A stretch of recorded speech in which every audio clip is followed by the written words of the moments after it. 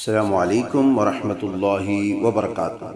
محترم احباب و اخوات، امید کہ آپ سب خیر و عافیت سے ہوں گے۔ اللہ تعالیٰ آپ سب کو خوش و خرم رکھے۔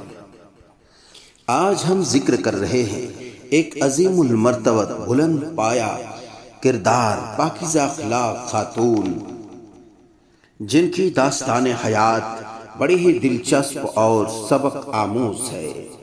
ہم ذکر کر رہے ہیں سیدہ حضرت ام طفیل رضی اللہ تعالی عنہا کی سیرت طیبہ کا روشن باب۔ سیدہ ام طفیل رضی اللہ تعالی عنہا نہایت بلند سیرت، اعلیٰ کردار اور پاکیزہ اخلاق خاتون تھی۔ مشہور شاعر عرب امرؤ القیس کے قبیلے سے تعلق رکھتی تھی اور ان کے اقربا میں سے تھی۔ ان کے خاندان کے لوگوں کا شمار اس دور کے بڑے تاجروں میں ہوتا تھا۔ یہ لوگ اپنے کاروبار سے زیادہ دلچسپی رکھتے تھے۔ مکہ سے شام کو جو قافلے تجارت کی غرض سے جاتے، عام طور پر ان کے ساتھ ہوتے تھے۔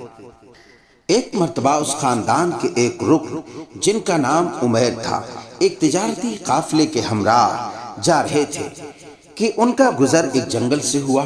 جنگل میں قافلہ کو رہزنوں نے گھیر لیا۔ رہزنوں نے قافلے کے ایک ایک شخص کو لوٹنا شروع کیا۔ وہ لوٹتے لوٹتے عمیر کے پاس بھی آئے تو انہوں نے کہا، میں خود شاعر ہوں اور شاعر عرب امرؤ القیس کے اعزاء میں سے ہوں۔ ڈاکوؤں نے پہلے تو ان کی بات کی پرواہ نہ کی اور ان کے مال و سامان پر قبضہ کر لیا، مگر بعد میں ایک ڈاکو ان کے پاس آیا جو امرؤ القیس کو اچھی طرح جانتا تھا۔ اس نے تفصیلات پوچھی تو لوٹا ہوا مال واپس کر دیا اور ساتھ ہی کہا، عرب کا ہر شخص شاعر ہے، فرق صرف یہ ہے کہ کوئی اونچے پائے کا ہے اور کوئی کم درجے کا۔ بلا شبہ امرؤ القیس بہت بڑا شاعر ہے اور پورے عرب میں اسے عزت حاصل ہے، لیکن تمہیں محض اس کے نام پر اکتفا نہیں کرنا چاہیے تھا، جرأت کا ثبوت دے کر ہمارا مقابلہ کرنا چاہیے تھا۔ خود مقابلے پر نہ آنا اور دوسرے کا نام لے کر اپنا بچاؤ کرنا تمہارے خاندان کی روایات کے خلاف ہے۔ عمیر نے جواب دیا، تم نے کون سا بہادری کا کام کیا ہے؟ نہتھے اور غیر مسلح لوگوں کا محاصرہ کر کے انہیں لوٹ لینا اور یہ خیال نہ کرنا کہ اس لوٹ کے بعد ان کے اہل و عیال کا کیا بنے گا، انتہا درجے کی سنگ دلی اور جبن کا مظاہرہ ہے۔ اگر تمہیں دولت مند بننے کی خواہش ہے تو لوگوں کا حق مار کر دولت مند نہیں بننا چاہیے، بلکہ طویل و عریض صحراؤں کا سفر کر کے اور روپے پیسے خرچ کر کے خود کمانے اور محنت کرنے کی عادت ڈالنا چاہیے۔ تمہیں معلوم ہے اس لوٹ کے نتیجے میں کتنے خاندانوں کو نقصان پہنچا ہے اور کتنے لوگوں کو پریشانی کا سامنا کرنا پڑا ہے۔ ان پریشان حال لوگوں میں عورتیں، بچے، بوڑھے اور بے سہارا لوگ بھی شامل ہیں۔ ڈاکو عمیر کی اس گفتگو سے بہت متاثر ہوئے اور انہوں نے اس کا مال واپس کر دینا چاہا، مگر اس نے لینے سے انکار کر دیا اور کہا، اس پورے گروہ میں صرف میری ہی حق تلفی نہیں ہوئی ہے، تمام قافلہ لوٹا گیا ہے۔ اگر مال واپس کرنا ہے تو سب کا کرو، ورنہ میں اکیلا اپنا مال واپس نہیں لوں گا۔ آخر ڈاکوؤں نے سب کا مال واپس کر دیا۔ سیدہ ام طفیل رضی اللہ تعالی عنہا کے قبول اسلام کا واقعہ بڑا ہی دلچسپ اور دل نشین ہے۔ ان کے قبیلے کے کچھ لوگ مسلمان ہو گئے تھے، لیکن خود انہیں اسلام سے کوئی دلچسپی نہ تھی۔ یہ شاعرہ بھی تھیں۔ ایک مرتبہ ان کے خاندان کی چند خواتین آپس میں نبی آخر الزمان جناب محمد رسول اللہ صلی اللہ علیہ وسلم کے پیغام اور اسلام کے موضوع کے متعلق گفتگو کر رہے تھیں۔ یہ بھی ادھر نکل آئیں۔ انہوں نے اسلام کی حقانیت سے انکار کیا۔ اس پر ایک خاتون نے جو اسلام قبول کر چکی تھی کہا، تم نے جس چیز پر غور ہی نہیں کیا اس کو موضوع بحث کیسے ٹھہرا سکتی ہو؟ اگر تمہیں اسلام کے بارے میں رائے ظاہر کرنے کا اتنا ہی شوق ہے تو پہلے اس کو سمجھنے کی کوشش کرو۔ تمہیں معلوم ہے محمد الرسول اللہ صلی اللہ علیہ وسلم لوگوں کو کیا تعلیم دیتے ہیں؟ ان کے رفقا اخلاق و کردار کے کس سانچے میں ڈھلے ہوئے ہیں؟ ان کا پیغام کس نوعیت کا ہے؟ اور اللہ کی طرف سے جو کلام ان پر نازل ہوتا ہے وہ فصاحت و بلاغت اور صداقت و حقانیت کے لحاظ سے کس مرتبے کا حامل ہے؟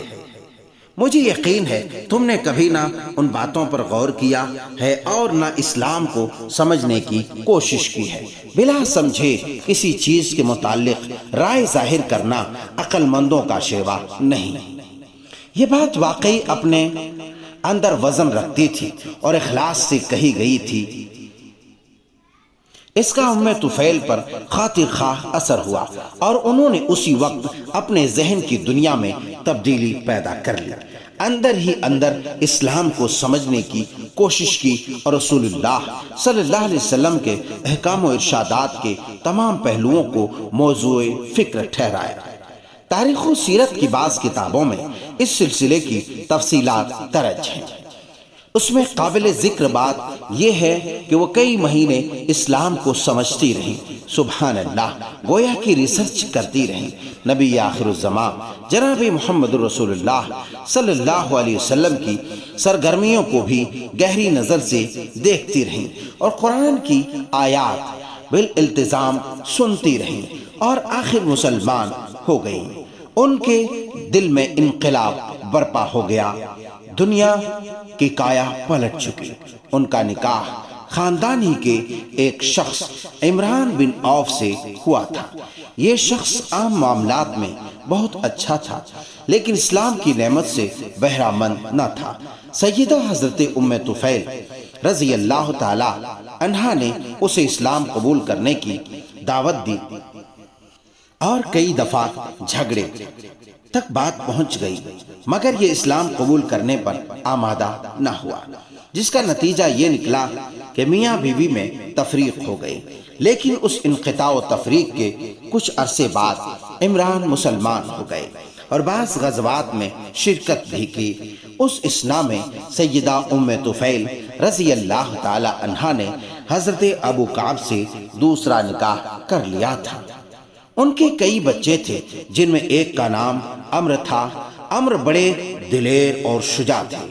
امیر المومنین خلیفۃ المسلمین سیدنا عمر بن خطاب رضی اللہ تعالی عنہ کے زمانے میں متعدد جنگوں میں شریک ہوئے۔ جنگ یرموک میں بھی شریک تھے۔ اس جنگ میں بھیجتے ہوئے ماں نے اس بلند ہمت بیٹے کو نصیحت کی کہ مسلمان کا اصل سرمایہ جہاد ہے اور جہاد کا بہترین نتیجہ شہادت ہے۔ سبحان اللہ، کیسی دلیر، کیسی عظیم المرتبت خاتون تھی، گویا کہ اپنے بیٹے کو شربت شہادت نوش کرنے کی تلقین کر رہی ہے۔ فرمایا تم مخالفین اسلام کے مقابلے میں شمشیر بکف ہو کر میدان میں نکل رہے ہو۔ اگر تم نے وہاں ذرا بھی کمزوری دکھائی اور بزدلی کا ثبوت دیا تو جہاں یہ حرکت تمہاری خاندانی روایات کے منافی ہوگی وہاں اسلامی روایات کے بھی سراسر خلاف جائیں گی۔ اسلام اس شخص کو کبھی معاف نہیں کرتا جو مسلمان ہونے کا دعویٰ بھی کرتا ہے اور میدان جہاد میں دشمن کا مقابلہ کرنے سے گریز کی راہیں بھی تلاش کرتا ہے۔ اگر دل و جان سے اسلام کو صحیح سمجھتے ہو اور رسول اللہ صلی اللہ علیہ وسلم کو پیغمبر برحق تسلیم کرتے ہو تو دشمن سے ہرگز مرعوب نہیں ہونا چاہیے اور اسے شکست دینے کے لیے اپنی پوری طاقت صرف کر دینی چاہیے۔ اگر تم دشمن کی تلوار کا لقمہ بن گئے تو درجہ شہادت پر فائز ہو جاؤ گے۔ سبحان اللہ، اور یہی مسلمان کی آخری تمنا ہونی چاہیے۔ سبحان اللہ، سبحان اللہ۔ یہاں پر کتنی بڑی نصیحت آج کی ماؤں کے لیے ہے۔ اللہ اکبر۔ نہایت نیک سیرت اور بلند کردار خاتون سیدہ ام طفیل رضی اللہ تعالی عنہا تھی۔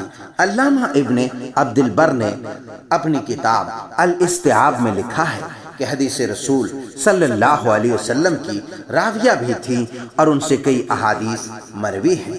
ان سے احادیث روایت کرنے والے حضرات میں عمار بن عمیر اور محمد بن ابی کعب بھی شامل ہیں۔ سیدہ حضرت ام طفیل رضی اللہ تعالی عنہ کی وفات سیدنا حضرت عمر فاروق رضی اللہ تعالی عنہ کے عہد خلافت میں ہوئی۔ وفات کے وقت ان کی عمر مبارک 58 برس تھی۔ ان کے بیٹے محمد بن ابی کعب اور بھائیوں نے قبر میں اتارا۔ سیدنا حضرت عمر بن خطاب رضی اللہ تعالی عنہ نے اس جنتی خاتون، جواں مرد اور دلیر خاتون، ایک عظیم المرتبت اور با وقار خاتون کی نماز جنازہ میں شرکت فرمائی۔ تو عزیزان گرامی، یہ مختصر سی سیرت طیبہ کا باب تھا سیدہ ام طفیل رضی اللہ تعالی عنہا کا۔ لہٰذا امید کرتا ہوں کہ آپ کو یہ انتہائی دلچسپ اور موضوع سبق آموز واقعہ آپ کو خوب پسند آئے ہوں۔ اگر آئے ہوں تو اسے زیادہ سے زیادہ شیئر کریں، کمنٹس کے ذریعے اپنے تاثرات کا اظہار کریں، لائک کرنا نہ بھولیں، اور ساتھ ہی ساتھ آپ چینل کو سبسکرائب اور پیج کو فالو کرتے جائیں۔ والسلام علیکم ورحمۃ اللہ وبرکاتہ۔